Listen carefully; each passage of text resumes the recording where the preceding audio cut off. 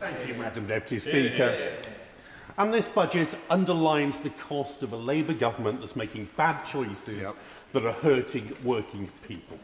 Once again, the government talks about growth, but it is clear that the biggest growth that will come out of this budget is in people's tax bills. This is a budget that takes £12 billion from people who work and those who've spent most of their adult lives working hard, doing the right thing, and gives it to people on benefits. It's a budget that doubles down on the mistakes that the Chancellor made in last year's budget that have killed jobs, that have damaged our high streets and that have made our country poorer. And the proof is there for all to see in the OBR forecasts, which were helpfully published early. It meant that, unlike last year, when the Chancellor told this House that the OBR were going to back up her claims of a £22 billion black hole, when actually when you read the document, it said nothing of the sort. Today, we could see, as she was delivering the budget, the gaping chasms between the Chancellor's claims and the reality contained in the report. For the OBR is clear that it is downgrading growth forecasts. Not since Brexit, not since anything that's happened under the last government, but since March. These are downgrades under this Labour Chancellor, caused by this Labour Chancellor. It's on me.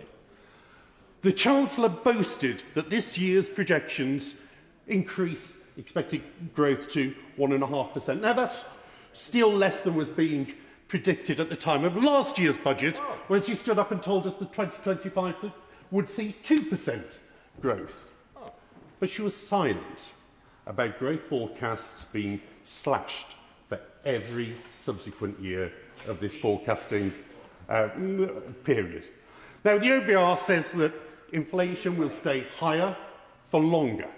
At a time when other countries' cost of living is falling and inflation is at low levels, we are the outlier. That is the result of the Chancellor's choices. And they are clear that despite the claims of the honourable gentleman from Rugby a few moments ago, they are clear that debt will rise as a proportion of GDP, not fall. A direct result of the Chancellor's extra borrowing. And they are clear that they expect the cost of that borrowing to be higher, to cost the public purse more money each year. While long-term borrowing rates have fallen for most major economies since July of last year, the rate that we must pay on UK government bonds has risen, costing of course. Will he then, given his interest in the bond yields, celebrate today's rally in yields, as well as the increase in value of the sterling and the increase in the FTSE, with me and my other Labour members? I think the honourable lady is extremely brave to come to that point so early, given the levels the bonds are still trading at. But the OBR report is clear that the extra cost of that borrowing that is not replicated in other major economies amounts to an extra £3 billion a year by 2030, more than the OBR expected just in March. So in short, Madam Deputy Speaker, we are paying what I understand the markets call a moron premium because of the Chancellor's choices. So, of course, I will give way. Well, so whilst we're talking about bonds, would you agree with me that given the fact that we have an unusually large amount of index-linked gilts in the market, that actually, given the fact that the inflation is running at a higher rate than it was when the party opposite came to power, actually the cost of paying off this debt is going up at a disproportionately fast rate, thanks to the policies of the party opposite? Absolutely right. I mean, my honourable friend hits the nail on the head. The only thing I would go slightly further is, of course, it's not about paying off the debt. It's purely about servicing additional borrowing. And this has real consequences for working families. And perhaps the most concerning part of the OBR's report is in paragraph 1.9, where they say that growth in real household disposable income per person is projected to fall from 3% last year. Falling from 3% last year. Not to 2%, not even to 1%, but to 1/4 of 1% on average for the next 5 years. I will make a little progress, I can see at the time. Now, the difference between 3% per year and 1/4% per year in growth in disposable incomes adds up to £2,700 per family less in disposable income because of the Chancellor's choices. Now, we needed a budget for jobs, but instead this was a budget about saving the Prime Minister's job by giving his mutinous backbenchers the welfare rises that he had forced them to vote against just last year. If they really wanted to support jobs, they would have undone some of the damage that the Chancellor did last year, particularly on hospitality. And I know a number of members have raised this issue of hospitality and the business rate reform. Before the election, the Chancellor was clear that business rates were going to be reformed. It meant that pubs and restaurants and cafes would have lower bills. Instead, what we've seen is that the owners of cafes, pub landlords, restaurant owners saw their business rate bills more than double in April.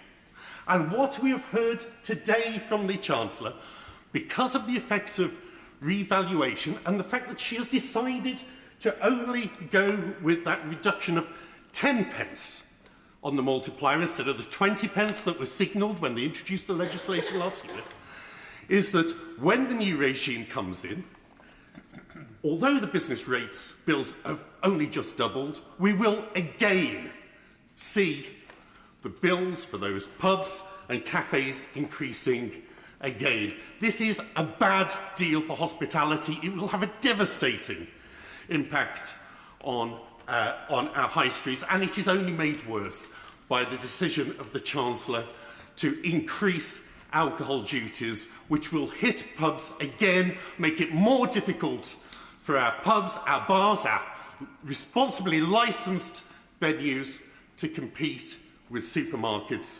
selling, piling them high and selling them cheap, of course. I'm grateful to the honourable member for giving way. Does he share my concern? I believe that we have lost 90,000 jobs from the hospitality industry just since the last election, the last budget. And whilst I do my bit to try and save the British pub industry on my own, does he worry like I do that today's budget is just going to make hospitality harder and harder? Well, I thank the honourable gentleman, and Madam Deputy Speaker, I will briefly. I don't think they're any longer in my current register of members' interest, but if members wish to look at my historic register of members' interest, and also I'd disclose to the House that I have received some hospitality below the threshold from UK Hospitality, British Beer and Pub Association, Campaign for Real Ale, and the British Institute of Innkeeping. But my honourable friend is clearly right, although I think his figures are slightly outdated, because it's not 90,000 jobs that have been lost in hospitality. The latest figures from UK Hospitality suggest 111,000 jobs in hospitality lost since the budget. Wow. Now, these are, as the Safeguarding Minister indicated earlier, these really are jobs that ought to be an opportunity for social mobility. But instead, the Chancellor's choices have been destroying those opportunities, just as the budget and the measures that have been announced today, the taxes that she's been piling on businesses and working people across the country, will continue to destroy other opportunities, making our communities weaker, making our economy poorer, and making our families less well off. Hear, hear.